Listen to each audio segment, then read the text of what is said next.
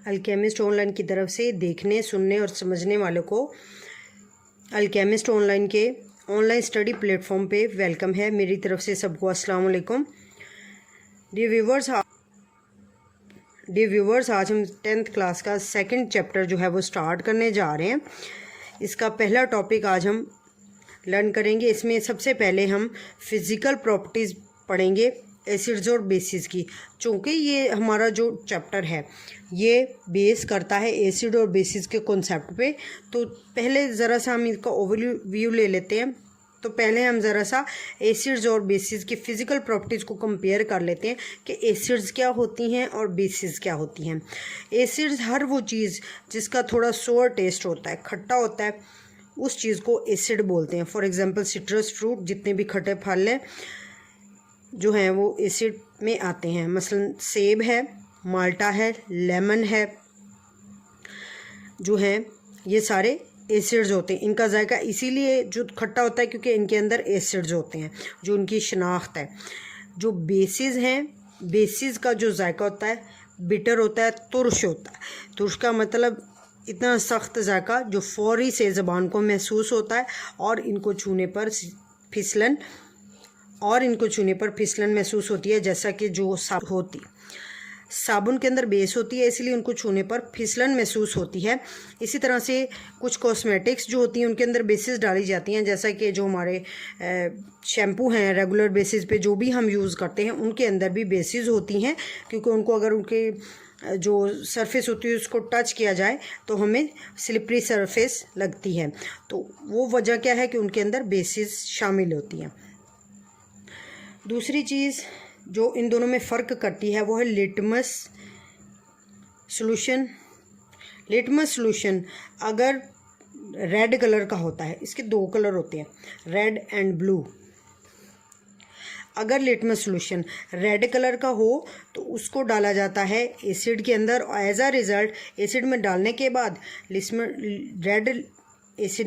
के बाद red litmus जो है इसका कलर ब्लू में चेंज हो जाता है। ये इस चीज़ की आइडेंटिफिकेशन है कि जिस चीज़ में आपने लिटमस डाला है वो एसिड है।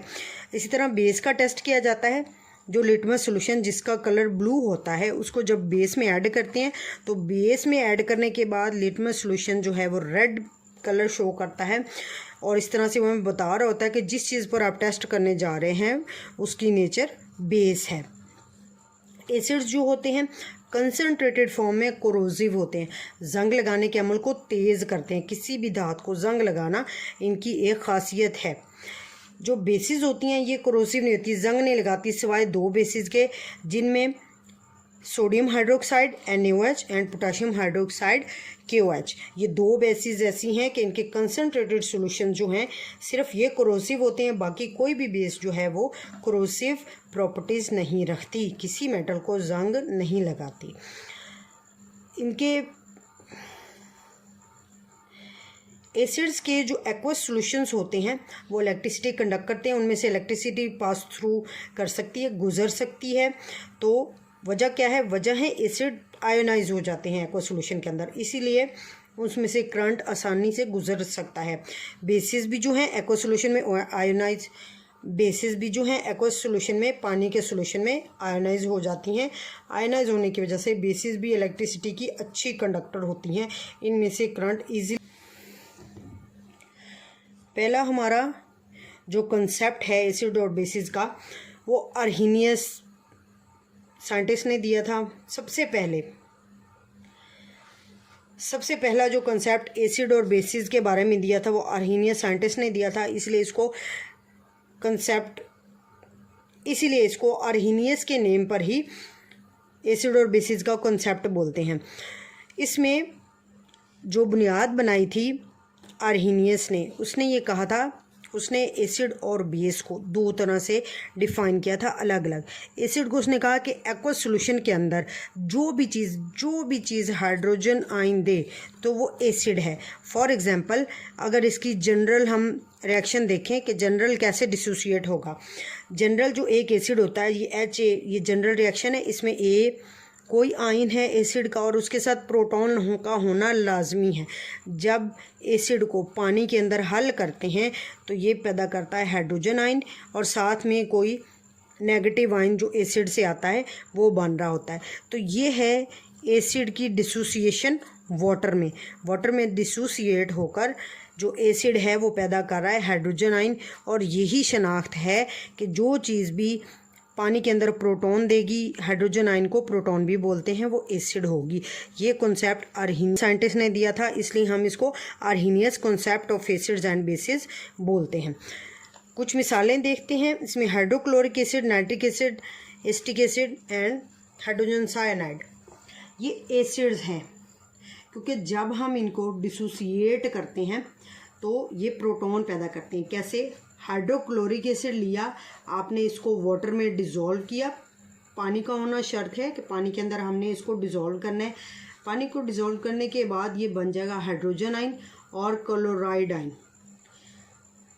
ये रिएक्शन अगर देखें तो जो जनरल रिएक्शन हमने ऊपर पढ़ा है ये इसको सेटिस्फाई कर रहा है कि एसिड डिसोसिएट होता है पानी की मौजूदगी में और हाइड्रोजन आयन पैदा कर रहा है। इसलिए साबित होता है कि अर्हीनियस के कॉन्सेप्ट के मुताबिक हाइड्रोक्लोरिक एसिड एक एसिड है।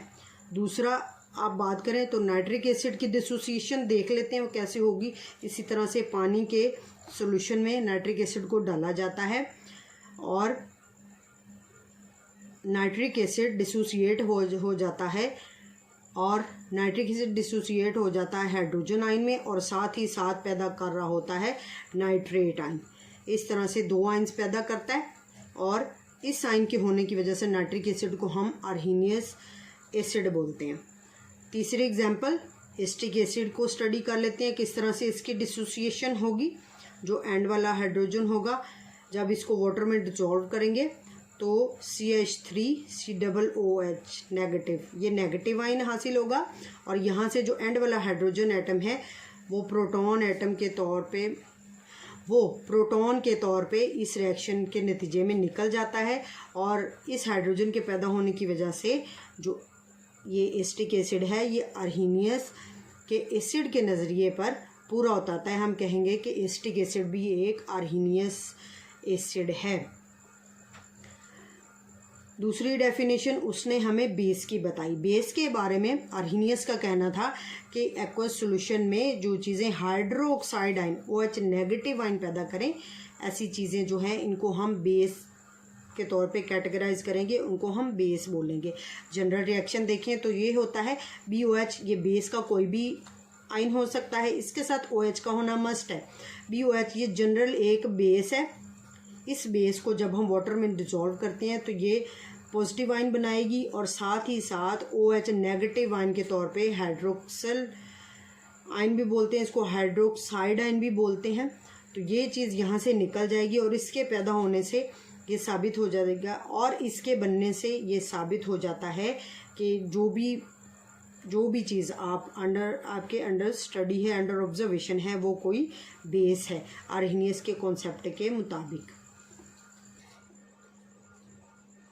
बेसिस की कुछ एग्जांपल्स को स्टडी करते हैं कि ये आपके पास पहली बेस है sodium hydroxide NaOH, potassium hydroxide KOH, ammonium hydroxide NH4OH, calcium hydroxide CaOH2। इन बेसिस की डिसोसिएशन देखते हैं कि अर्हीनियस के कॉन्सेप्ट पर ये बेसिस की डेफिनेशन पर पूरा उतरती भी हैं कि नहीं। तो जब हम इनको वाटर में डिसॉल्व करेंगे, पहली बेस सोडियम हाइड्रोक्साइड को वाटर में डिसॉल्व किया तो इसके रिजल्ट के तौर पे सोडियम आयन बनेगा, कैटाइन बनेगा और साथ ही साथ एनाइन बनेगा जिसको हाइड्रोक्साइड आयन बोलते हैं। इस हाइड्रोक्साइड आयन का बनना ये साबित करता है कि सोडियम हाइड्रोक्साइड अर्हीनियस के मुताबिक एक बेस है।